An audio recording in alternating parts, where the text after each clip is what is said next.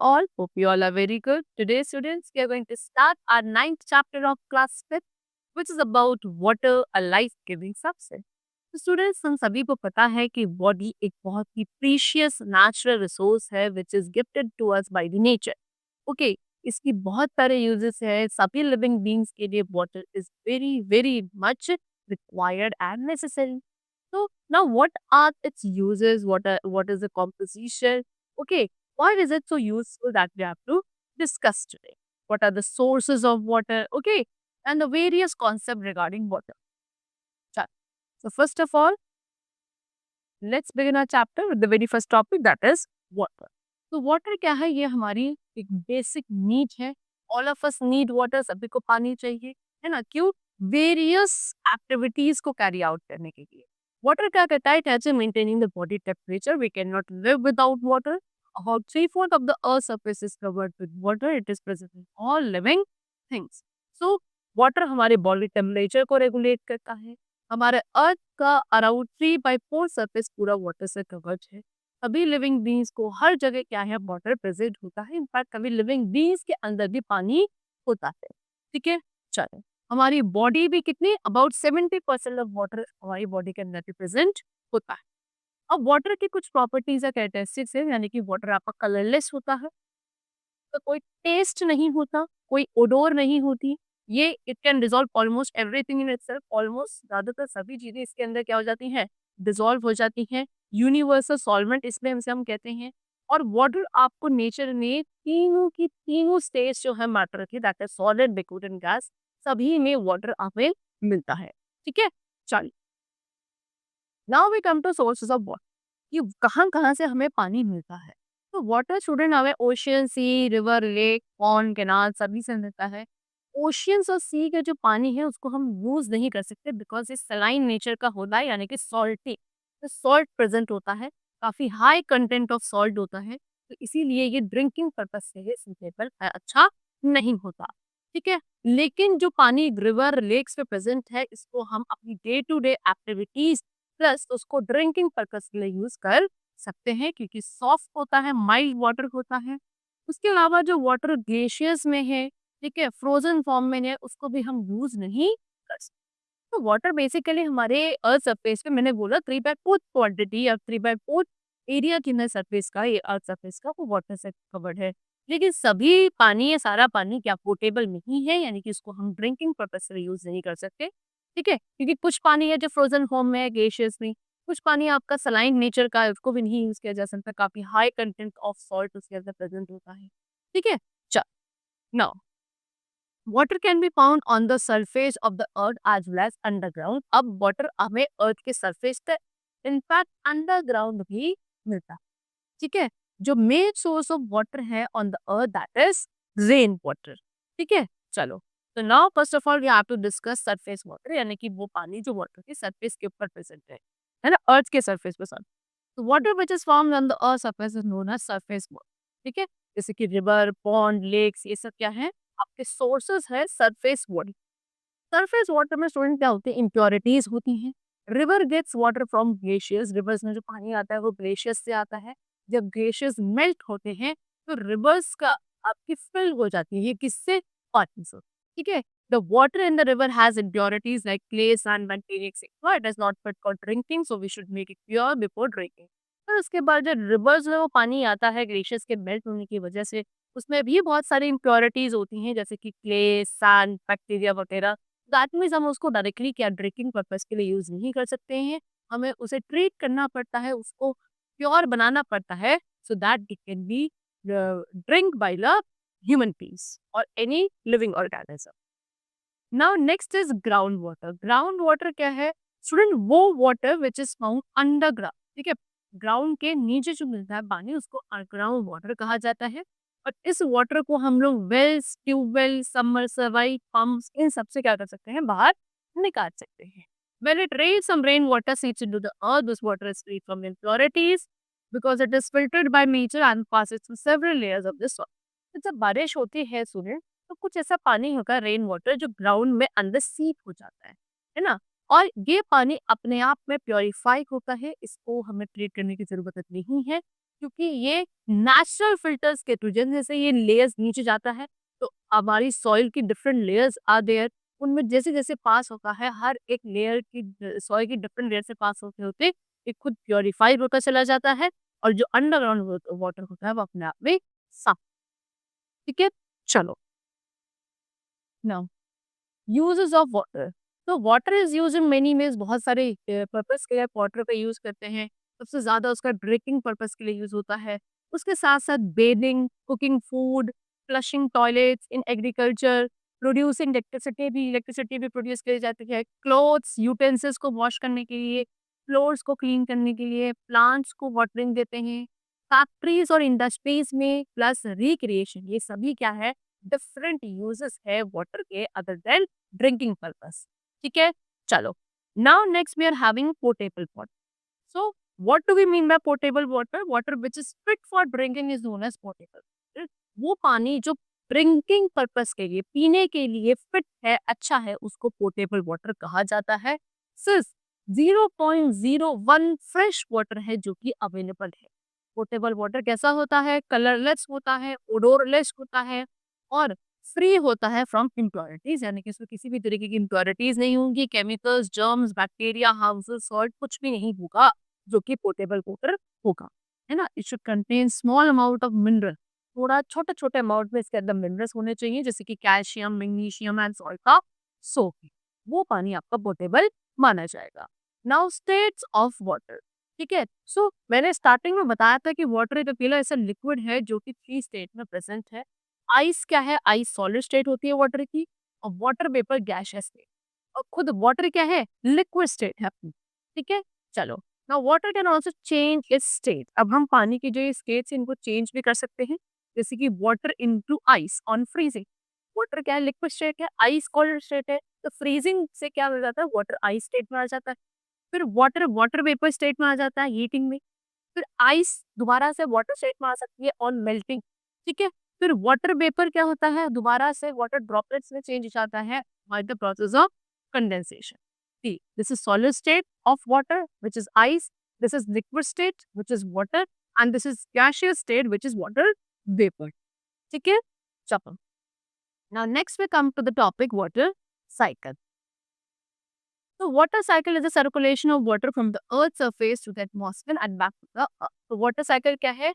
Water का circulation, घूमना, continuous pattern, continuous circle, continuous path जो चलता रहता है पानी का अर्थ सरफेस से कहाँ, पहले एटमॉस्फेयर में, फिर दोबारा से अर्थ, फिर दोबारा एटमॉस्फेयर में, इस तरीके से ये कॉन्टिन्यूअस चलने वाली साइकिल है, इसी को वाटर साइकिल बोला जाता है, ठीक है?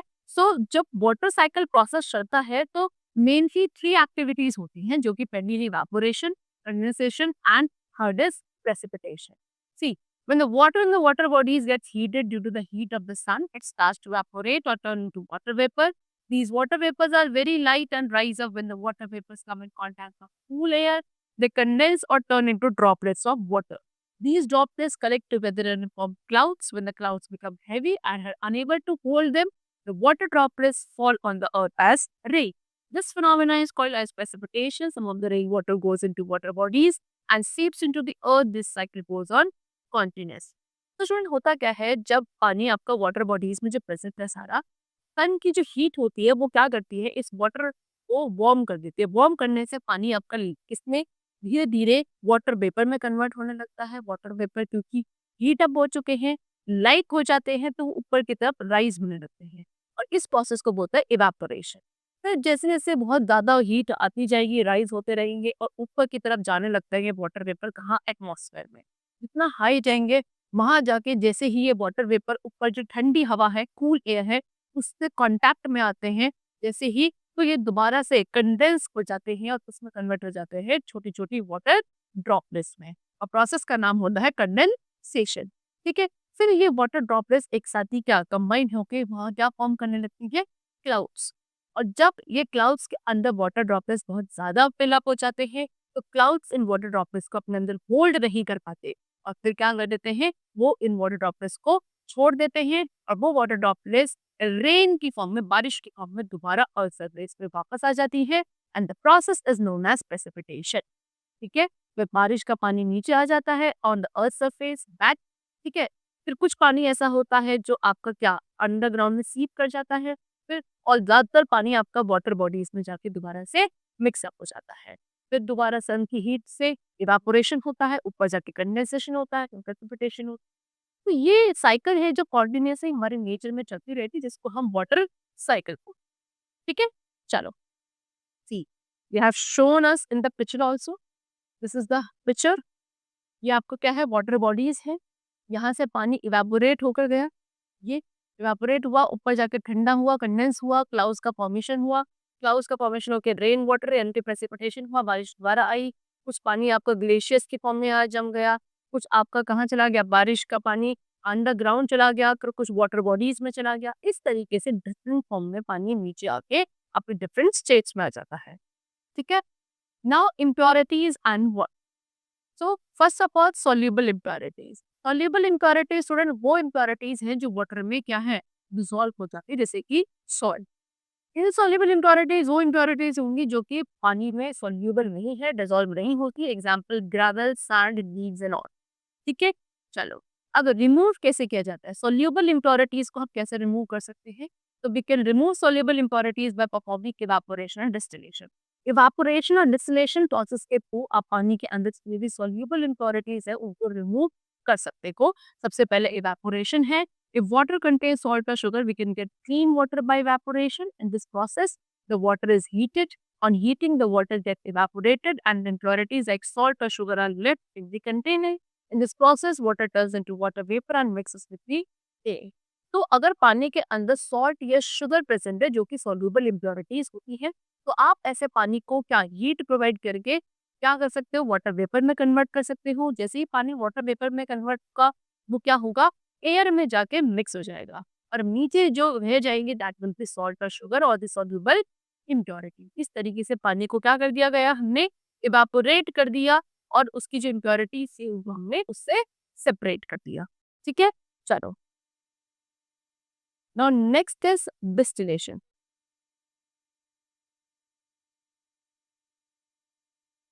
In this process, the distillation apparatus is used. Take some water in the round water flask and fill it. On heating, the water gets evaporated and turns into water vapor. The water vapor enters into the condenser where it gets cooled and converts into droplets.